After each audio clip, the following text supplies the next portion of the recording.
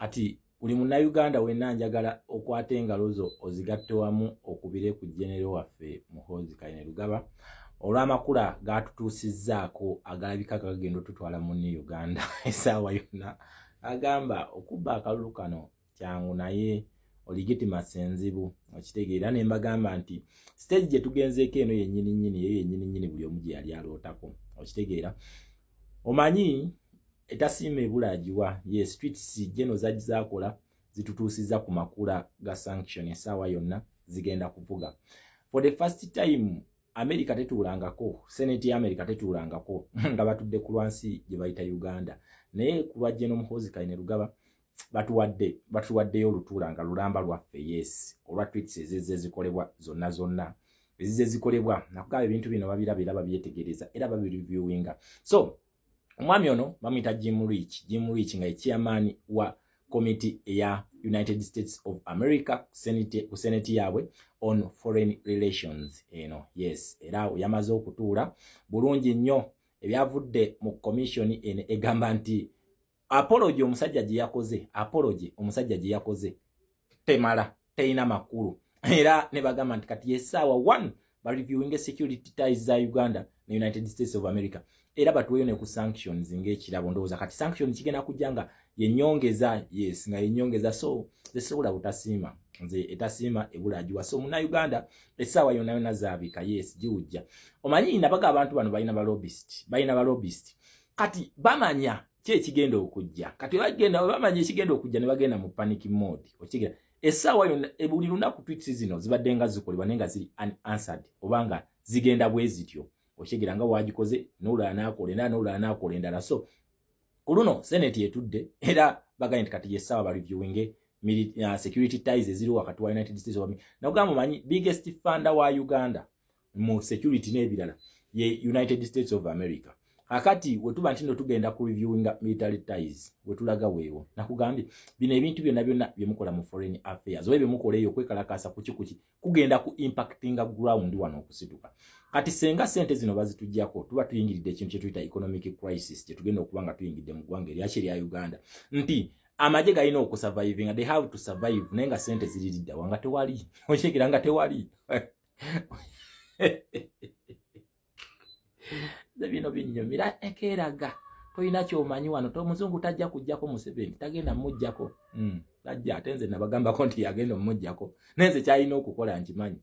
okukola nkimanyi manyi ne impact yakyo okitegeera. So batusuubizaayo ku sanctions era omuntu abali mu United States of America twongere zino sanctions tuzipushing tulebe nga zikola ki nga zituweebwa. So n'okureviewinga military ties okulaba nti bazikola ki bazikatinga. Reason gye bawadde bagaye nti zino threats zakola zireeta insecurity to the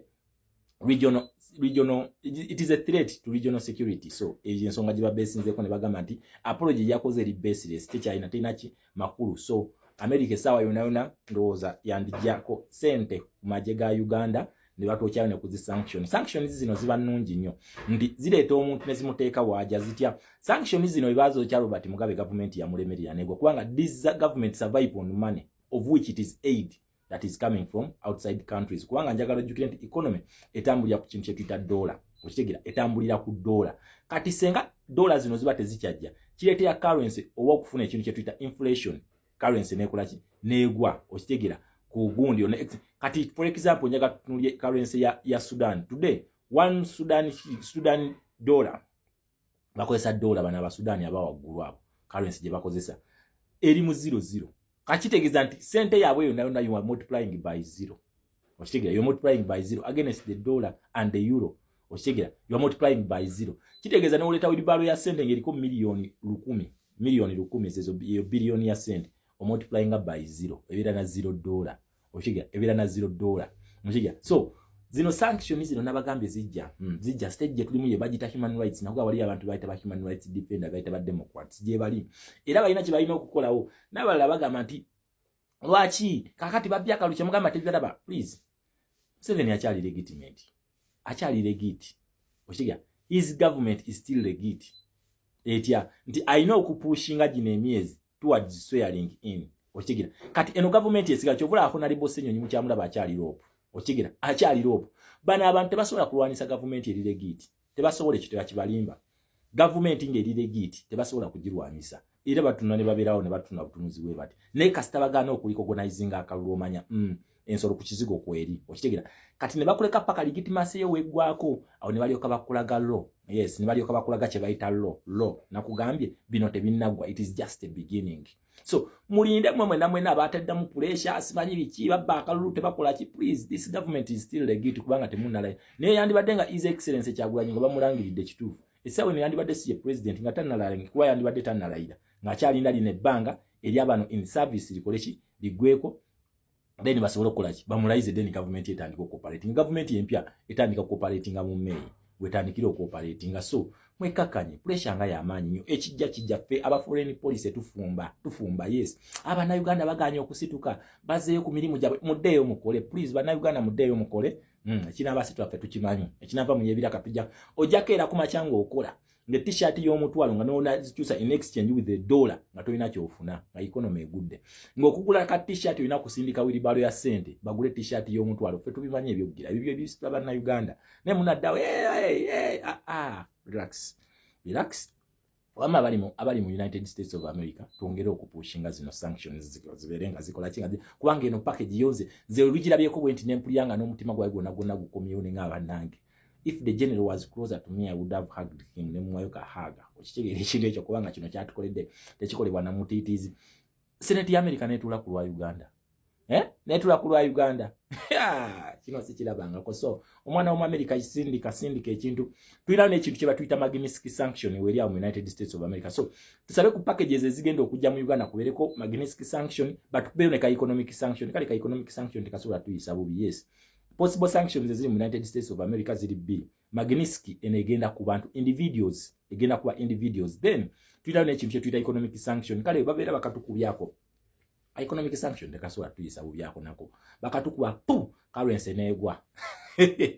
Ng'okugula omugaati weetaaga wiribalo ya ssente. Ekyo ekintu kye kiri e Sudan essaawa eno kye bakola Robert Mugabe bagiyita economic sanction America yegikuba. Nkidamu America we yegikuba kasita egikuba ne bapatanazi bayo bonna babayina okukola ki babayina ogikuba so senga bagitukuba ne Kenya jatugoba mu trade galewo boda yayo bwe batinga tukyakola trade ku mazzi gaki ga Kenya eyo so badde mbasaba nnyo tupushinge mu zino sanctions zino neza amaje bazipushinge so nga we tukyetegereza United Nations eno storage eziriwo chairman ono ali ku bi storage tusoke tumwetegereze naye nenga yo America ezamu esubira kakati Senate yene maze okuwandikira Trump administration okulaba nga akola ki okulaba nga ebintu bino ebyasaliddwawo Senate bigenda mu nkola ye Senate yasazeewo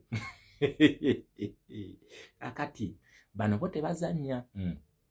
nakugamba olutalo luno America yerusingamu interest olutalo lwa Uganda America yerusingamu interest olutalo luno nakuba baluyita de-dollarization baluyita it is to save the American dollar okitegeera it is to save the American dollar kakati bano entalo ze balwana ziri personal kati naffe tulina kwongera kubasudia ti America gwasinga mu kino ekintu oli wakabi nnyo gold ye naina tugenda mukumu kuwowe Busia yenna nti bana Barasha n'aba China ba BRICS akabinja kanu kagala gold wa Busia ye bamusayiningira wagagai nti tugenda mu bajjako tugenda kumuba waawo America agenda kuwaga inza no tukolera eche Venezuela naye